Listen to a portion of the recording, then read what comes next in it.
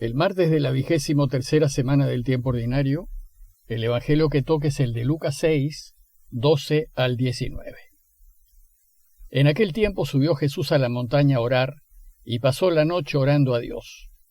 Cuando se hizo de día, llamó a sus discípulos, escogió a 12 de ellos y los nombró apóstoles: Simón, al que puso de nombre Pedro, y Andrés su hermano; Santiago, Juan, Felipe, Bartolomé, Mateo, Tomás, Santiago Alfeo, Simón, apodado el Celotes, Judas el de Santiago, y Judas Iscariote, que fue el traidor.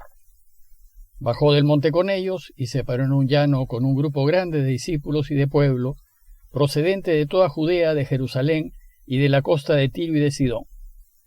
Venían a oírlo y a que los curara de sus enfermedades. Los atormentados por espíritus inmundos quedaban curados, y la gente trataba de tocarlo, porque salía de él una fuerza que los curaba a todos. En el relato de hoy, Lucas nos cuenta que Jesús eligió a 12 para que conformen su núcleo más cercano de discípulos y sean su brazo derecho en el gobierno del nuevo pueblo de Dios. Pero ¿y por qué 12? Porque 12 eran las tribus que constituían el pueblo de Israel. Pero, dado que Israel no fue capaz de observar la alianza con Dios, Jesús decide formar un nuevo pueblo de Dios, un pueblo que sea capaz de observar una nueva alianza con Él por su intermedio, un pueblo que Él está preparando y cuya ley será el amor. Bueno, pues ese nuevo pueblo de Dios es su iglesia, y ella será ahora la llamada a ayudar a Dios a reinar. Entonces, teniendo de trasfondo a las 12 tribus de Israel, Jesús va a elegir a 12 para que sean cabezas de su iglesia. Pero elegir a 12 de entre sus discípulos fue una decisión muy delicada, pues Jesús les va a delegar todo poder y autoridad para el gobierno del nuevo pueblo de Dios, y por tanto, deberá elegirlos con mucho cuidado. El texto de hoy pues nos relata esta elección. Y dice el texto que lo primero que hizo Jesús antes de elegir a sus 12 fue subir a la montaña a orar y pasarse la noche orando a Dios. Sabemos que Jesús tuvo una intensa vida de oración. Probablemente fue un hábito que María le enseñó desde que era muy niño. Y sabemos que cada paso que daba y cada decisión que tomaba la consultaba con su Padre, la discernía. Pues su deseo era acertar siempre en sus decisiones y elegir solo aquello que era voluntad del Padre. Por tanto, en los momentos más importantes de su vida, en donde la decisión es crucial, pues definen la ruta a seguir, su oración será más intensa y profunda. Y ahora se trata de una elección muy importante, pues está por elegir a 12 de los suyos, a aquellos que su padre quería, pues serían ellos los que mejor lo pudiesen ayudar. En esta elección Jesús se jugaba el futuro del nuevo pueblo de Dios y no quería equivocarse. Por eso, antes de hacerlo, se pasó toda la noche en oración. Y en esa larga noche, a solas con su Padre, Jesús vio claramente a quiénes debía escoger. Y entonces dice el relato, que cuando se hizo de día, llamó a sus discípulos, escogió a 12 de ellos y los nombró apóstoles. Apóstol significa enviado, y lo que Jesús desea es elegir a algunos para enviarlos en su nombre a anunciar la buena noticia del reinado de Dios. Estos 12 van a acompañar a Jesús muy de cerca, van a comer con Él, beber y vestir como Él, y van a estar con Él permanentemente, y trabajar con Él de día y de noche, a fin de empaparse de sus prioridades y valores y aprender su modo de proceder. E inmediatamente después, Lucas nos da los nombres de los 12. Y es Pedro, uno de sus 3 amigos íntimos, junto con Santiago y Juan, quien encabeza la lista. De hecho, había 2 parejas de hermanos, Pedro y Andrés, y Santiago y Juan. Y sabemos que al menos uno de los 12, Pedro, estaba casado. Es curioso comprobar lo dispar y heterogéneo que fue el grupo que eligió Jesús. Había de todo, de mentalidades e ideologías muy diversas. Por ejemplo, estaba el publicano Mateo, digamos que era uno de derecha, pues era prorromano y colaborador de los invasores. Y también estaba Simón, apodado el Celota, y digamos que era uno de izquierda, pues sabemos que los celotas eran un grupo nacionalista antirromano que deseaba echar a los invasores por la violencia. Otros, como Andrés y Felipe, eran de cultura griega y solían ser más liberales. Los demás, que eran de cultura hebrea, eran bastante más conservadores. En general, el grupo estaba compuesto por gente de clase trabajadora y de la clase media campesina. Por ejemplo, la gente cree que los apóstoles eran pobrísimos, pero en realidad, las dos parejas de hermanos eran pescadores y de situación relativamente acomodada, aunque vivían la sencillez de la vida campesina de Galilea. Según Marcos, Santiago y Juan tenían una pequeña empresa de pesca con su padre Zebedeo y tenían obreros que trabajaban para ellos. Al menos 5 de ellos vivían en el pequeño Cafarnaúm: Pedro y Andrés, Santiago y Juan, y Mateo, que cobraba impuestos en Cafarnaúm. En la lista, el último que se nombra es a Judas Iscariote, quien fue el que lo entregó. El libro de los Hechos cuenta que Judas fue retirado de la lista después de su traición, y en su lugar fue nombrado Matías, y así se completó el número de los 12. A propósito de la elección de Judas, ¿se habrá equivocado Jesús al elegirlo?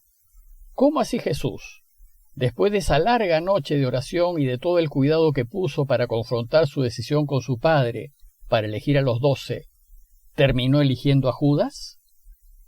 Aquí conviene hacer una aclaración. Sucede que todos hemos sido creados libres para elegir nuestros caminos, y Dios no se puede oponer al ejercicio de nuestra libertad. Si elegimos mal, Dios no nos puede obligar a cambiar de decisión, pues si lo pudiese hacer, dejaríamos de ser libres. Dios desea hondamente que todos elijamos volver a Él para vivir con Él en la eterna felicidad, y para ello nos va a sugerir repetidas veces que elijamos lo correcto. Pero somos nosotros, al ejercer nuestra libertad, quienes finalmente decidimos hacerle caso o no hacerle caso. Sin duda, Jesús vio con claridad que Judas tenía todas las cualidades para ser uno de los 12 y podía haber sido un buen apóstol. Por eso confió en él, apostó por él y lo eligió. Probablemente Judas colmó sus expectativas durante un buen tiempo, pero al final se dejó tentar, y lo que valora el mundo pesó más que la propuesta de Jesús, y entonces decidió libremente dejar el camino de Jesús y traicionarlo por 30 monedas de plata. Lo que sucedió con Judas también sucede con nosotros. Dios apuesta por nosotros y sueña y desea que lo elijamos, pero nunca nos obliga a hacerlo. Somos nosotros quienes libremente elegimos hacer el bien o hacer el mal, y libremente elegimos estar con Dios o estar sin Dios. Esto sucede también con algunos responsables de la iglesia. Algunos con buenos deseos caminan un buen tiempo a la luz de Dios, pero en algún momento, tentados por el enemigo, por el dinero, por la promoción a más altos puestos, por el poder, se pasan de la luz a la oscuridad y hacen mucho daño a la iglesia. Desgraciadamente, y a causa de nuestra libertad, el caso de Judas se repite continuamente en la iglesia. Y no es que Dios se equivoque al llamarnos. Él claramente ve que podemos hacerlo bien y probablemente por un buen tiempo seguiremos entusiasmados su camino. Pero en algún momento, tentados por el placer y por lo que valora el mundo, ejercemos nuestra libertad en contra de Dios y dejamos de lado su camino.